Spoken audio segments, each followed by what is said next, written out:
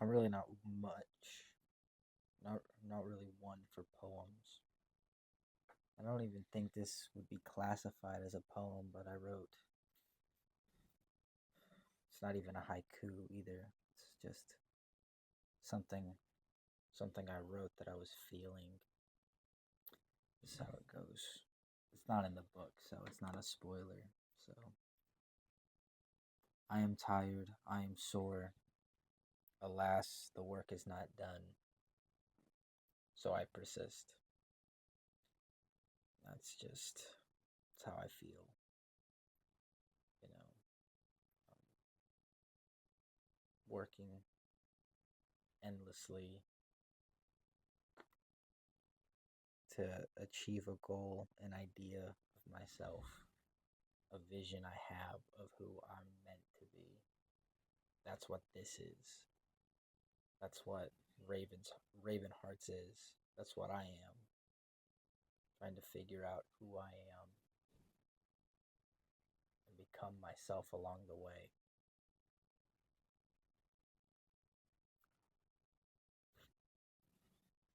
Starting off very strong.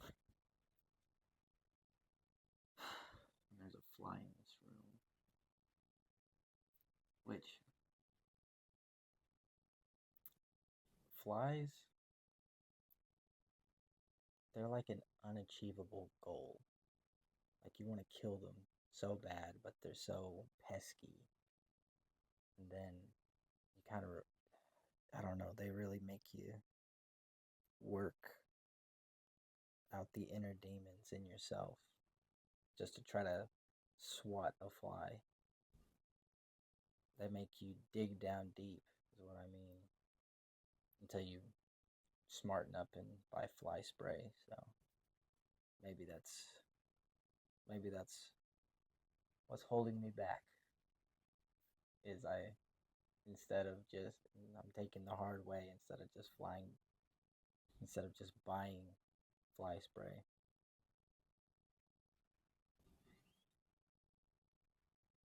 Also, I'm very tired.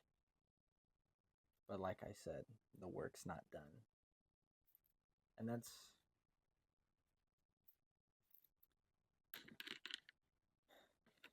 it does take a certain type of person to um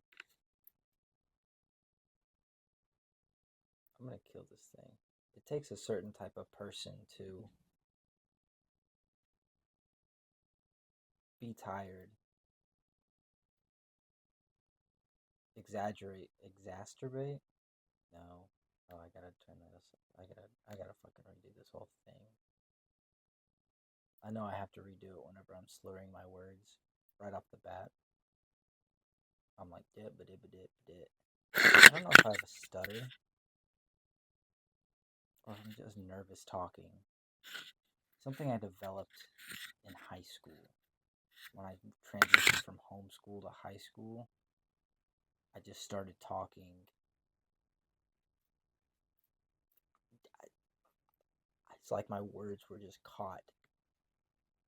It's like I couldn't communicate.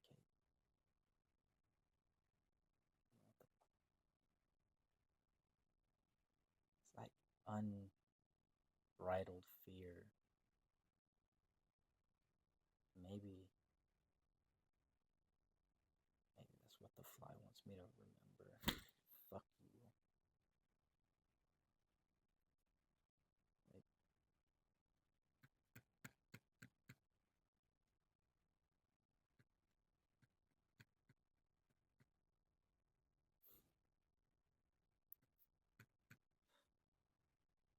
Nervous talking.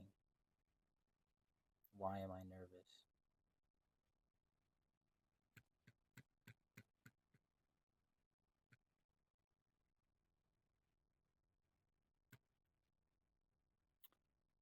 Well, I won't cut this out. I won't, even though it's a tad bit embarrassing when I mess up words or slur words. But let's tie this into what I'm working on right now. I'm working on a book. And actually, right now, my main character, he's a very timid person, very standoffish, he's very passive. But he's in a situation where that is chewed up and eaten alive, and he's self aware enough to know that if he continues down this timid and passive path, he will be eaten alive. And that's what he has to break. He has to break that mental block that defies him from being in control of the situation.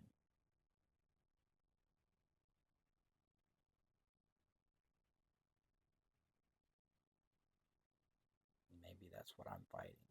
Maybe that's what I'm portraying into the character. Maybe that's what I'm trying to get at.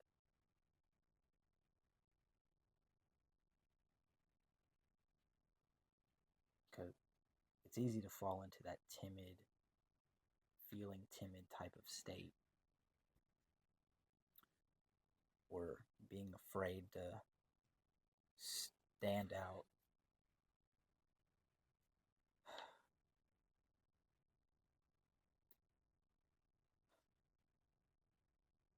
Especially when life hits you hard. When you get rocked, when you get absolutely just steamrolled by life's happenings, you feel like you don't have control. So why try?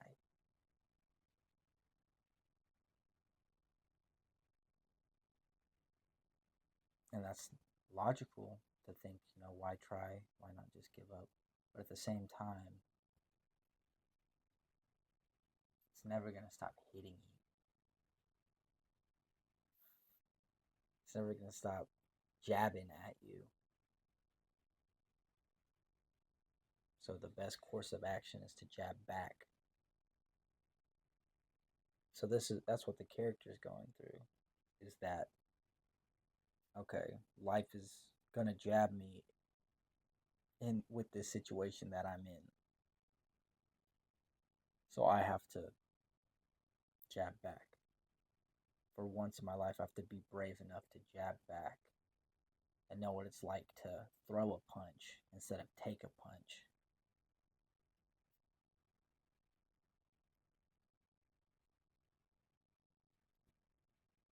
That is where we are at in the story. The paragraphs that I'm about to write. He's about to, in some way, kind of be brave and do what he did not think he was capable of.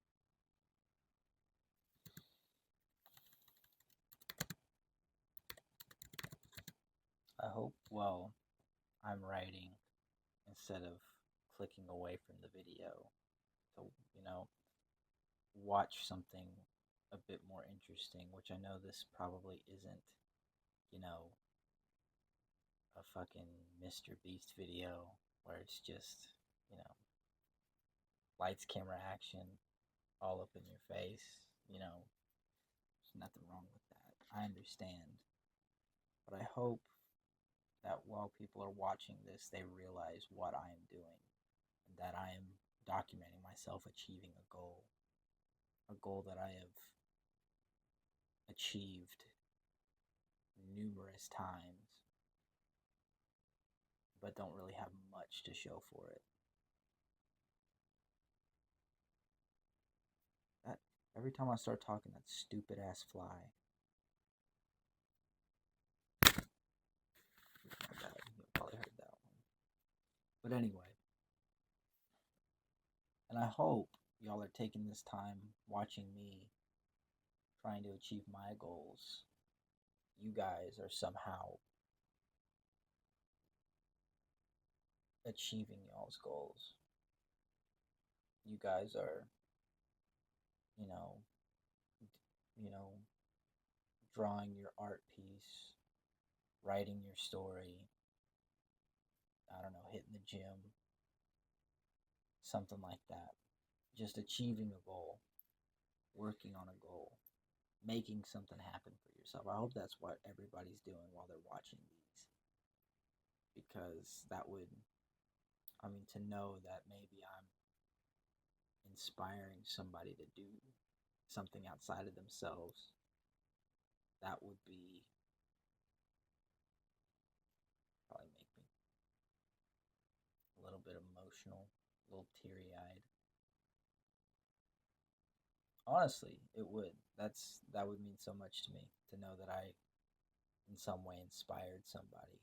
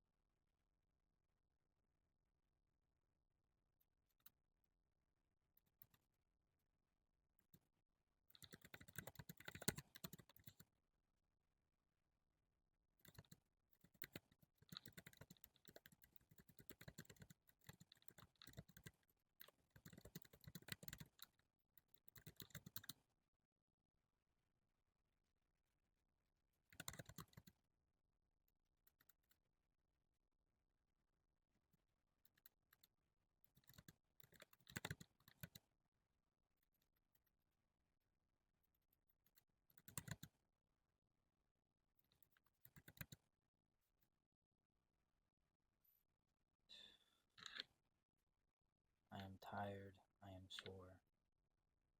Alas, the work is not done, so I persist.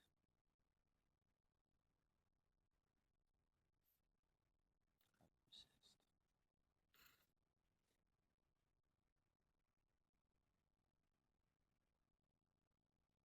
I'm always tired. Whenever I was writing The Young Detective, which is now named Along Came a Fire, it's available on the ebook store, on the Kindle ebook store. Um, whenever I was writing that book, I was a supervisor at a retail store, and my schedule was noon to 8. And what I would do, I'd wake up, say around 8 or 9, start writing, go to work, then come home around 8. And I was always tired.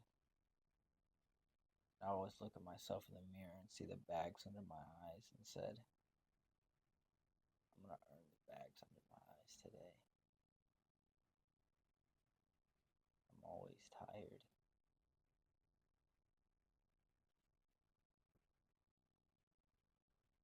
Some people regret being tired. They feel miserable. I've lived tired for a while, and I dream of a beach. And yet here I live in the storm.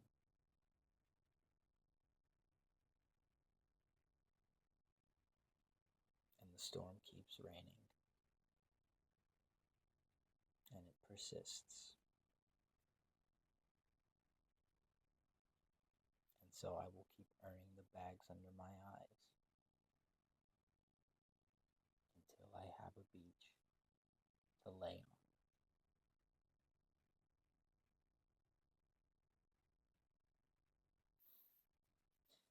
Oh man, people are like, bro, just book a trip. Book a trip to like Florida or something, dude. What are you waiting for? It's poetic. Listen to the deeper meaning. It's poetic and dramatic. I had a friend, actually, whenever I worked at this particular retail store, I always had a friend tell me, "You're so dramatic." And she was right. But do I change myself? No, I just kind of lean into it, you know?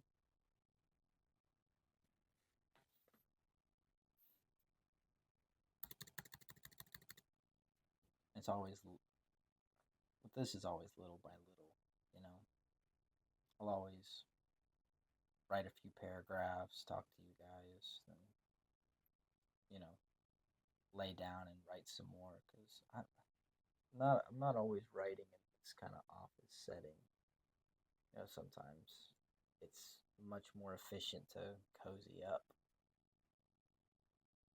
and write that way. I write a lot faster that way. That's how I write a lot of my college papers, unfortunately. I think that's how a lot of people are. But yeah. It's also 11 o'clock at night.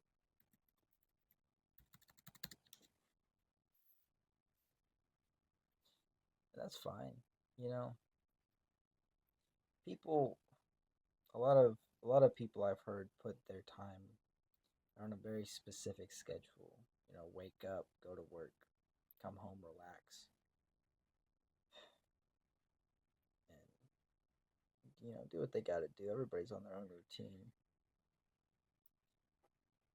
But if you're like me and you have a dream, your time is split up. If and there's a lot of people who have a dream, who want to achieve a goal, who want to become something outside of themselves, but are waiting and prodding and tremoring on. Tremoring? If it's not a word, it's a word now. I made it up. Okay. And trotting on, waiting for motivation to strike them. Motivation's great. Motivation gets you in the door. Motivation gets your engine running. sometimes you're going to waste, most of the time, all the time, you're going to waste a lot of time waiting on motivation. You think I'm motivated at 11:02 at night after I just worked all day and more or less having to deal with a bunch of idiots? Not everybody. If anybody I know sees this, most of y'all are great, but I still have to deal with a lot of idiots. You think I'm motivated to write a full-on fantasy novel? Shut the fuck up. I'm gonna kill that fucking fly. No, I'm not motivated to write a whole novel, to write pages in the book, but I still do it. Even though I'm tired, even though I got bags under my eyes, I still do it because it means something to me. Because if I don't do it now, then I've wasted my time. I will have wasted my time because if I don't do it, it's not going to get done. It's like a task. It's like your chores. You don't do your chores, they're just gonna pile up. You keep putting them off, they're gonna pile up, and you're gonna see them pile up. Laundry's gonna be all up in the closet. The dishes are gonna be all up in the sink. This, mentally, it's not a chore, but it's something that has to get done. Or, alternative, barred, going to college and getting my degree, I don't have much else to look forward to. What else? What else is there to do besides achieve the goals I've set for myself? Obtain what I want to obtain. What else is there to do? What else is more important than who you want to be?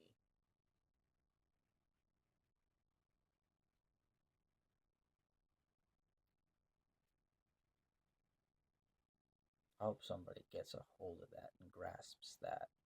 What is more important than who you want to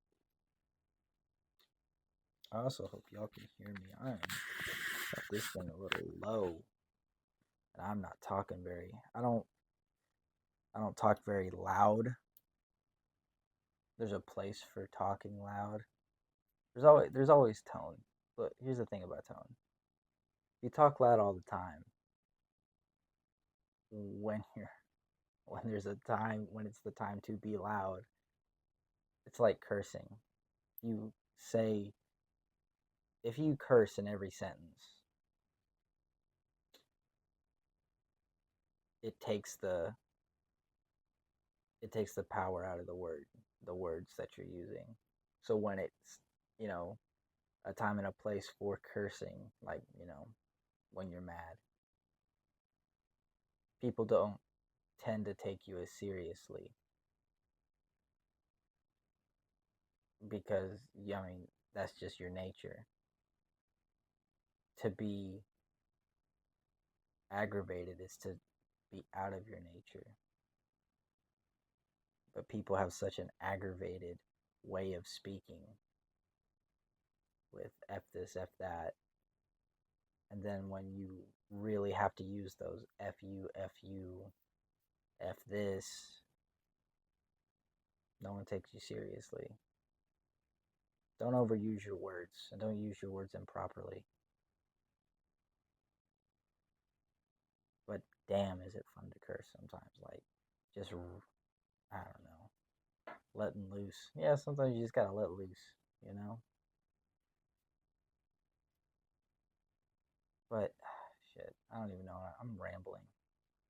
Like I said, I don't want to fucking do this right now, but I am. I am.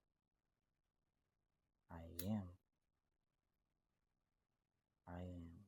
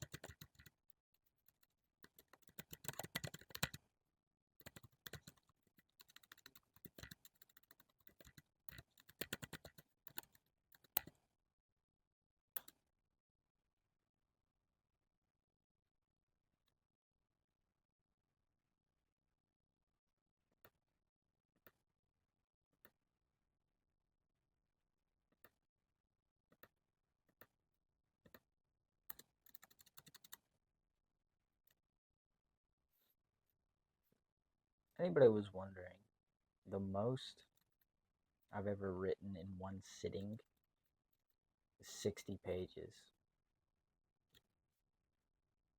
60 pages. And unfortunately, it only amounted to 30 pages because um, what had happened was my goal was to write 30 pages. That was my goal. And I just about achieved that. And then the damnedest thing happened. I don't know what it was, but my whole document got control alt deleted as I was typing something out. I don't even know what happened. But anyway, I recovered the file, but those near 30 pages were deleted. Everything I recovered everything but those 30 pages. So it took me I was up till 3 a.m. But I wrote those damn 30 pages over again. And I didn't give a damn if it took me all night. I was up till 3:30 just angry rewriting those pages. I've always had this mentality like if something I write gets deleted, but I still have a grasp of the concept. If something I write gets deleted, okay, I'll just write it better than I did the first time. And that's always been my mentality. So it doesn't really discourage me whenever I do lose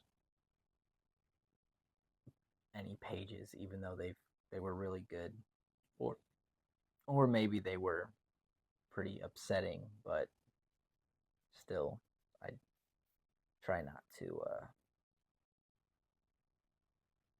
I try not to get discouraged.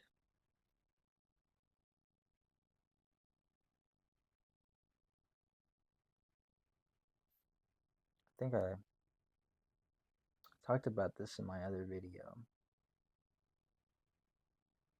but I see the I see certain scenes in very vivid detail,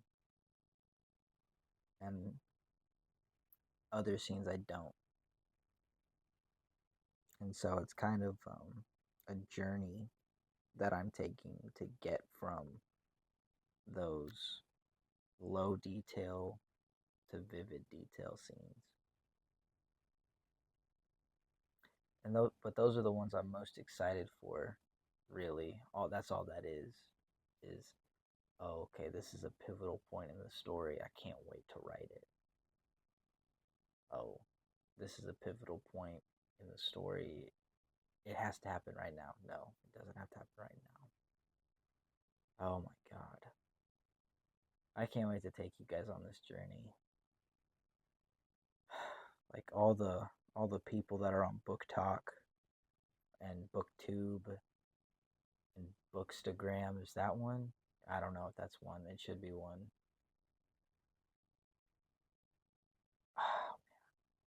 I do genuinely want to see everybody's reactions. Like how I'm filming myself writing the book. I want to film y'all self reading the book. That'd be, oh man. And feel like I want to know. I want to know how y'all feel about it. I can't, of course, I can't give you guys much detail. I can only really pick up what you guys are putting down. I can't like give you any further detail of what means what in the story.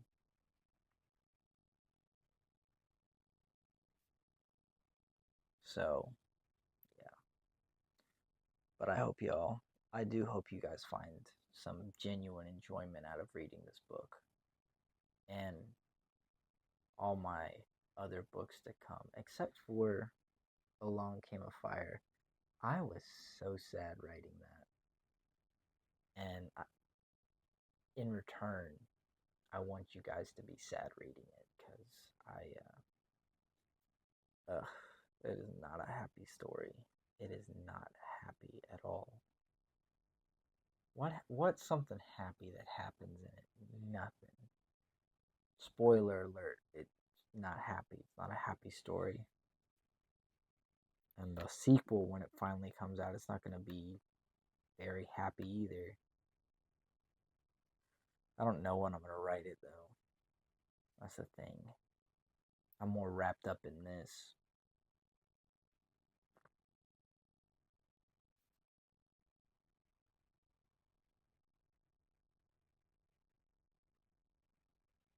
I'll continue till the hourglass fills out. Or bottoms out, I should say.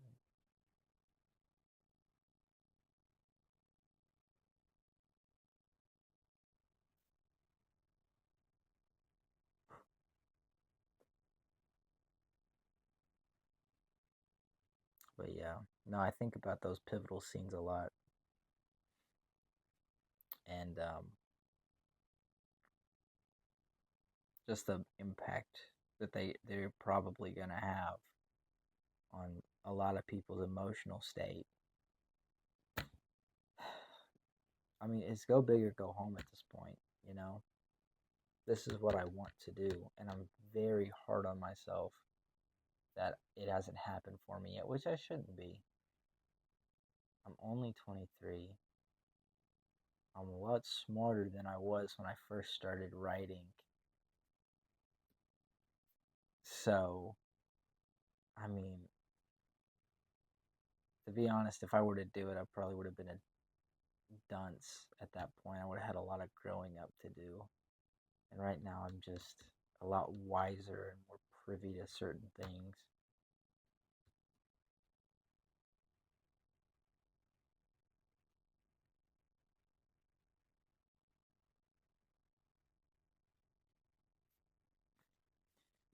Fucking fly. I'm gonna kill that piece of shit fly.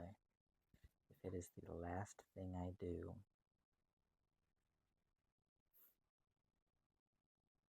I have until the hourglass bottoms out.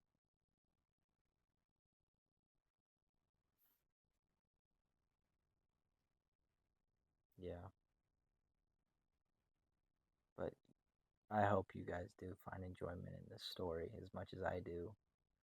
Because even though I am writing it in a place of being tired and I'm stretched very thin and a lot of different things going on in my life, I'm still going to pick out the times, even if it only gets a paragraph or a sentence done. Every step forward is the right direction, and that's what I have to remember.